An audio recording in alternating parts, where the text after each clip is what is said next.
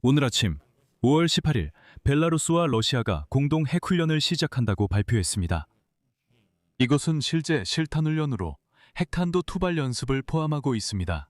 바로 오늘 푸틴이 베이징으로 향하고 트럼프가 백악관 상황실에서 이란에 대한 공격을 논의하려 하고 우크라이나가 사상 최대 규모의 드론으로 모스크바를 공격한 이후입니다. 하지만 동시에 벨라루스가 우크라이나, 폴란드, 리투아니아와의 모든 국경을 조용히 폐쇄했다고 알려졌습니다. 그리고 벨라루스인들이 이 구간의 국경 근처 숲에 들어가는 것조차 금지했습니다. 이것은 루카셴코가 대규모 전쟁 좀비에 대해 망상한 이후에 일어난 일입니다. 제 이름은 알렉세이 피치입니다. 함께 이 주제에 대해 이야기해 봅시다. 하지만 먼저 이 유튜브 채널을 구독하고 좋아요를 눌러주시고 궁금한 점을 댓글로 남겨주세요. 그리고 시작하기 전에 잠깐만 여러분의 주목을 부탁드립니다. 이번 에피소드는 프레플리 플랫폼의 후원으로 제작되었습니다. 이곳은 우크라이나의 외국어 온라인 튜터 플랫폼입니다. 약 10만 명의 선생님과 90개의 언어가 있습니다. 이 플랫폼은 예를 들어 이민 생활 중이거나 독일어, 영어, 폴란드어 등 어떤 언어든 배우고 있는 여러분에게 완벽합니다. 여러분께 중요한 점은 지금 이곳에서 첫 수업 50% 할인을 제공한다는 것입니다. 그래서 이 영상 설명란에 있는 링크를 통해 들어가시면 바로 알렉세이 피치 유튜브 채널에서 50% 할인을 받으실 수 있습니다. 그럼 이제 본격적으로 방송을 시작하겠습니다. 자, 벨라루스 국방부가 이렇게 발표했습니다. 인용하자면 벨라루스에서 핵무기 운용 및 핵 지원 관련 군부대 훈련이 시작되었습니다. 이 훈련은 러시아 측이 참여한 가운데 진행되고 있습니다. 훈련은 벨라루스군 참모총장의 지휘 아래 실시되고 있습니다. 훈련에는 미사일 부대와 항공부대가 동원되었습니다. 주요 목적은 특수탄약, 즉 핵무기 사용에 대한 준비 태세를 높이는 것입니다. 그리고 이 이야기에서 꼭 짚어야 할 중요한 세부 사항이 있습니다. 보고에 따르면 병력이 계획되지 않은 지역에서 임무를 수행하고 전투 운용을 조직할 수 있는 능력이 점검되고 있다고 합니다. 훈련에서는 핵탄두의 운송과 사용 준비가 연습되고 있습니다. 특별한 강조점이 있습니다. 중점은 은밀성, 장거리 이동, 그리고 계산 수행에 있습니다. 즉, 이것은 여러분이 아시다시피 보여주기식 과시나 허세가 아닙니다. 이것은 비표준 위치에서 은밀하게 핵무기를 운용하고 그곳에서 발사하는 훈련입니다. 이것은 예상치 못한 곳에서 핵타격을 가하는 군사훈련입니다. 아니면 크렘린이 우리가 그렇게 믿길 바라는 것일 수도 있습니다. 이 훈련에 실제 핵탄두가 사용될지 아니면 단순히 모의탄만 사용할지는 언급되지 않았습니다. 이것도 중요한 부분입니다. 왜냐하면 실제 탄두가 사용된다면 이는 더 이상 우리가 익숙하게 생각하는 훈련이 아니라 실전 배치이기 때문입니다. 하지만 왜 하필 지금일까요? 지난해 말 벨라루스에 오레시닉 핵타격 시스템을 배치한 것은 루카셴코가 자국이 인접한 나토 회원국들로부터 위협을 받고 있다고 밝힌 이후에 이루어진 조치였습니다. 긴장감은 더욱 구조되었습니다. 루카셴코는 바로 지난주에 국내 병력의 목표 동원을 선언했고 국가가 잠재적인 충돌에 대비하고 있다고 밝혔습니다. 우크라이나는 러시아가 바로 그곳에서 새로운 공세를 준비하고 있다는 발표 이후 벨라루스와의 북부 국경을 따라 부대를 강화했습니다.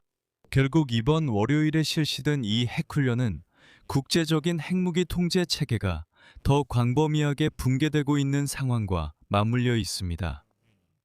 2월에 뉴스타트 조약이 붕괴되면서 공식적으로 미국과 러시아의 핵무기 보유량에 대한 마지막 남은 제한이 해제되었습니다.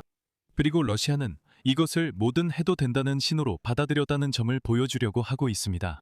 하지만 자랑하던 사르마트 미사일도 또다시 실패했고 이 미사일은 죄송하지만 15년째 실전 배치가 되지 못하고 있습니다. 그런데 푸틴은 또다시 약속합니다. 이번에는 올해 말까지는 정말로 배치하겠다고 말이죠. 이 상황에서 블라디미르 푸틴은 벨라루스를 핵위협 도구로 쓰기로 결정했습니다. 그리고 한 가지 더 있습니다.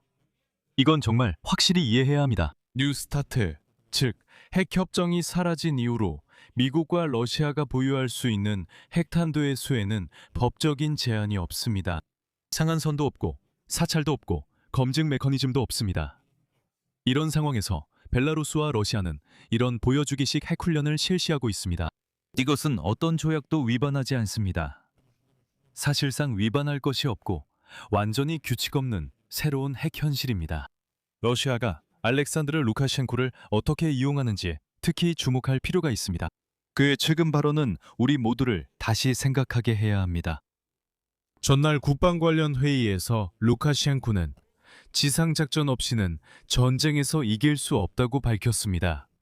그는 벨라루스 지형에 맞춘 무기를 준비하라고 촉구했습니다. 무인기와 전자전의 중요성을 강조했습니다. 동시에 2026년부터 2030년까지의 국가 무장 프로그램에 대한 회의를 진행했습니다. 그 자리에서는 구체적인 구매와 지출에 대해 논의되었습니다. 루카셴코는 또한 예비 장교들을 군대와 국경 수비대로 소집하는 명령에 서명했습니다. 6,000명 이상의 예비군이 이미 국방부 훈련을 통해 준비 상태 점검을 받았습니다. 벨라루스 관리들입니다. 관리들은 이번 훈련이 전투 준비 태세, 물류, 동원 절차를 점검하기 위한 것이었다고 설명했습니다.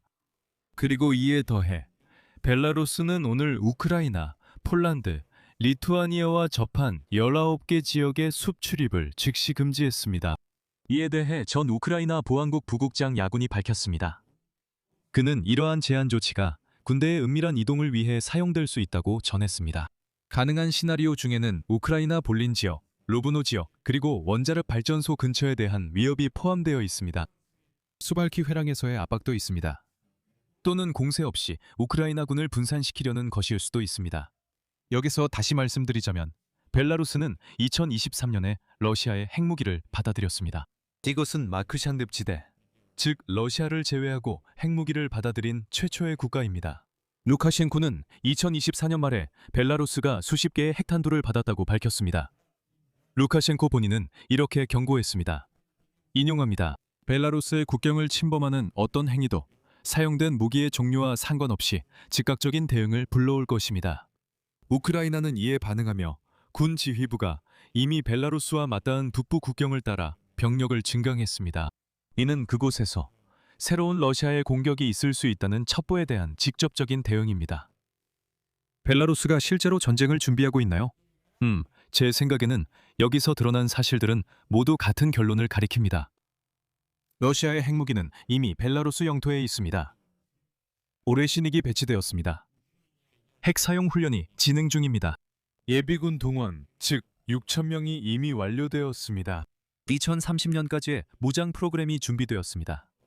루카셴코는 어떤 지상작전과 그것 없이는 승리가 불가능하다고 말합니다.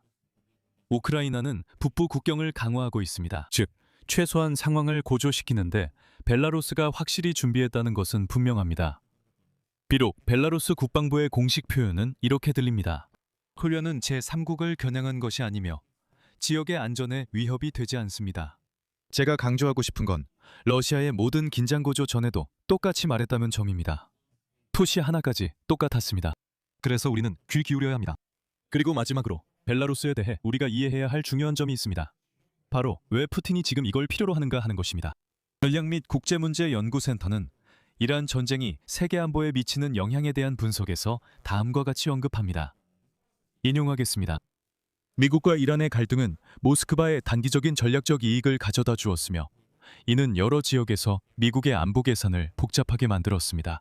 무엇보다도 이 갈등은 러시아가 우크라이나에서 주도권을 회복할 수 있는 전략적 공간을 만들어줍니다. 미국의 군사적 관심, 정보 자원, 탄약이 일부 중동으로 이동함에 따라 우크라이나에 대한 서방의 집중과 정치적 긴급성이 약화되었고 이는 러시아가 자국의 작전을 강화할 수 있게 해주었습니다.